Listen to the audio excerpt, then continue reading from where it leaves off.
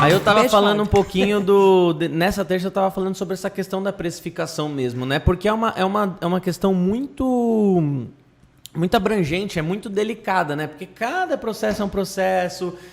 Como que eu vou saber qual é qual regime tributário está a sua empresa? Como que eu vou saber quais são os seus custos? Como que eu vou saber quanto você paga de aluguel? Como que eu vou saber se você... Enfim, como que você gere o seu negócio, né? Então é uma questão extremamente abrangente. A dica que eu dei lá, que é uma coisa que eu ouvi muito já dos artesãos que fala, né? Sempre confundo. Artesãos ou acho que os dois estão certos, né?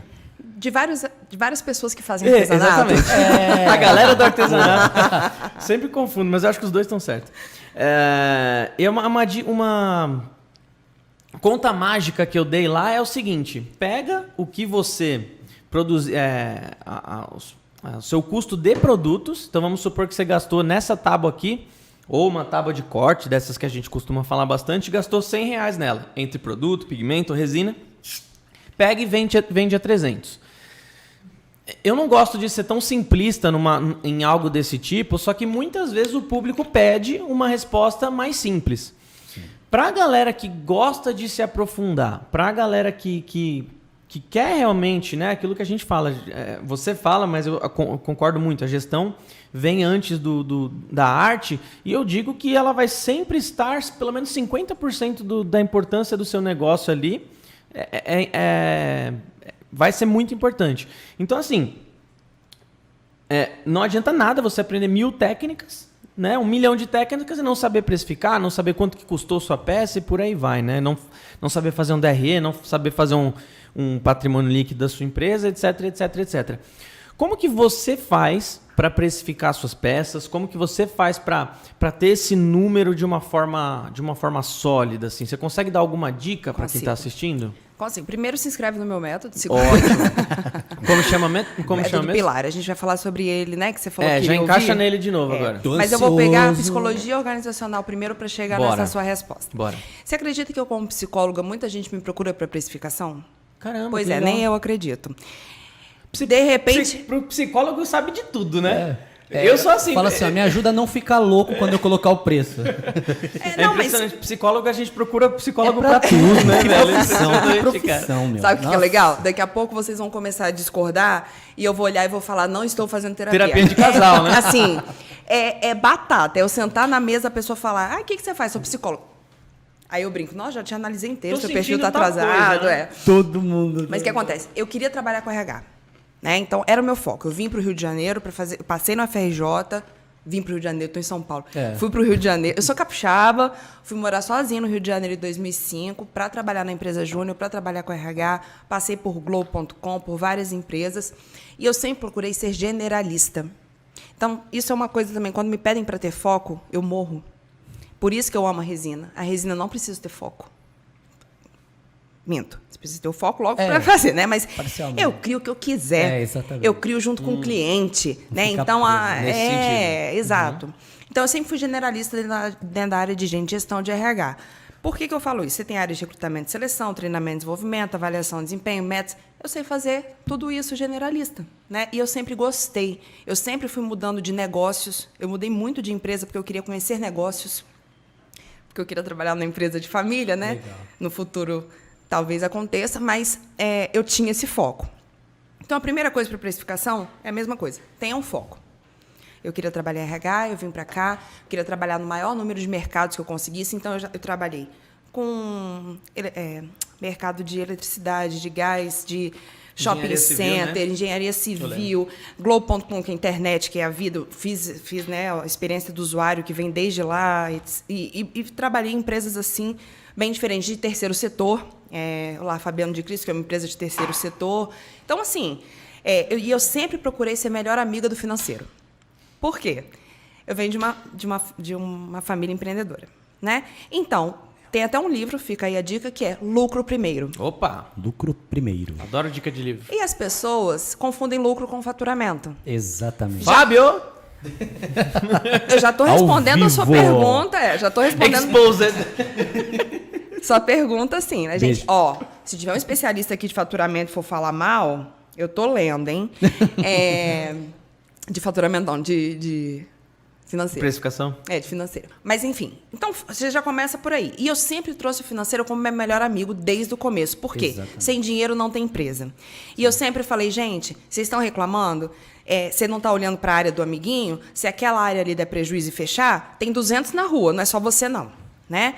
E uma outra coisa que é orçamento de pessoal. Orçamento de pessoal.